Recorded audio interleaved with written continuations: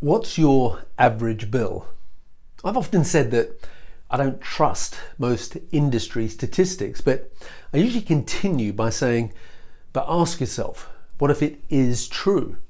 Now, recently I heard a statistic from a reliable source that said that the average bill in hair salons in the United States was only just over $41. And we often hear about celebrity hairdressers that charge $100 or $200 or $500 or $1,000 or even more for a haircut. But, they're not your average hairdressers. And can I suggest also that the people that are watching this are not your average hairdressers either. But think about it for a moment. All over the United States or Canada or Australia or New Zealand or the UK or wherever you happen to be watching this, there are thousands upon thousands of hairdressers that do charge $20 to $30 for a haircut, or the equivalent of. So I can imagine that the average bill, not the average haircut, but the average bill is $41, which would be about the equivalent of 50 Australian or Canadian dollars, or in the UK about 30 odd pounds.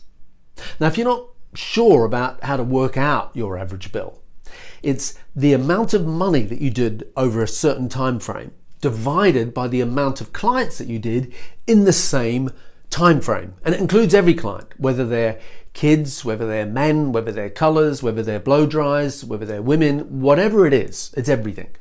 So say, for example, you did $1,500 and 23 clients. Well, that's 1,500 divided by the 23 equals, in that case, an average bill of 65.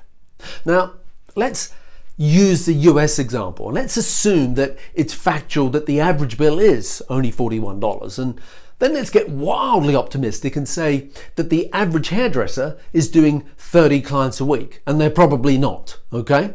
But it would be 30 clients a week multiplied by an average bill of $41 equals $1,230 a week in total services. And as I say, that's being optimistic. So where does that $1,230 all go?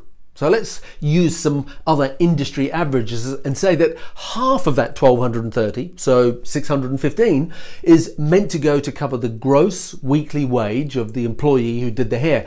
Plus, it's also meant to cover any pension or medical fund or holiday pay or sick leave, etc. That's assuming that you live and work in a country that actually offers that, because not everywhere does. And it's also meant to make a contribution towards the wage of any support staff like assistants and receptionists. So where does the other half go?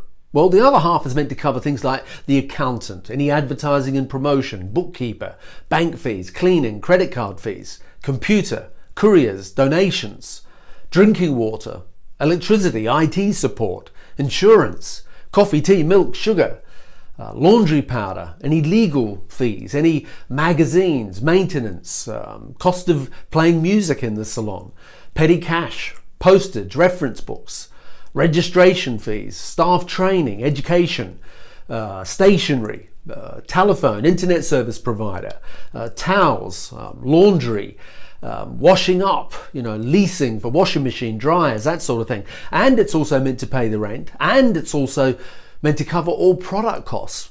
And then after all that, there's meant to be this little thing left over called profit. And I'm sure you can see that it just simply isn't enough. See, hopefully you can see what the problem is, that $1,230 just simply isn't enough money being generated to meet all those overheads, plus have well-paid staff, let alone for the business to then make a profit on top of that. So that's what the problem is. How do you grow the $41, the average bill, so that you in turn grow the weekly sales of $1,230 so that you can run a viable business, pay your team well, and meet all your overheads and make a profit on top of that? So what's the solution? Well, there is no single answer. And obviously there are many salons out there where the individuals who work in them have average bills of 80 or 90 or 100 or 150 or more, and who average 30 clients a week. And hopefully they're paid accordingly. Plus, the salon's able to meet all its overhead and make a good profit on top of that. But here's the thing, as an industry, unfortunately, that's just not the norm. So here's the question for you. What's your average bill? And what are you doing to grow yourself? And if you're the owner, your team and your business. Because if you're a salon owner, your success revolves around your ability to grow the individuals on your team into busy, productive stylists.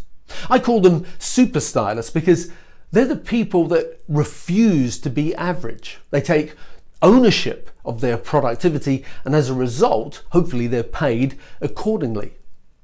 So thanks for watching. And if you don't already subscribe to this, the 2-Minute Salon Manager, you can do so at growmysalonbusiness.com. And if you don't follow me on Instagram and Facebook, also you can do so at growmysalonbusiness. So until next time, have a great week.